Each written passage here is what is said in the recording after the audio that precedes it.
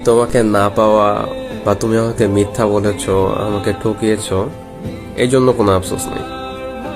বরং আফসোস হয় এটা ভেবে যে আমি তোমাকে যতটা বিশ্বাস করেছি তুমি সেটার যোগ্য ছিলে না।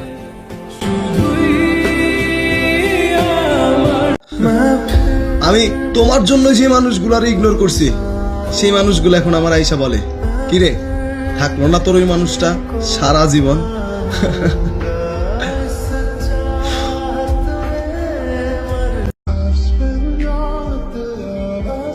পৃথিবী বড়ই অদ্ভুত। চলতে চলতে মানুষের সাথে পরিচয়, এরপর মায়া আটকে যাওয়া, তারপর হারানোর ভয় পেতে পেতে সত্যি মানুষটা হারিয়ে যাওয়া।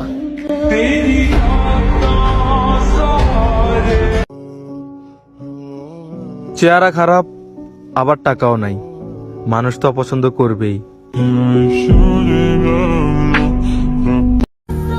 আমি তাকে বাস্তবে চেয়েছিলাম, কিন্তু আফসোস সে কল্পনাতেই রয়ে গেল।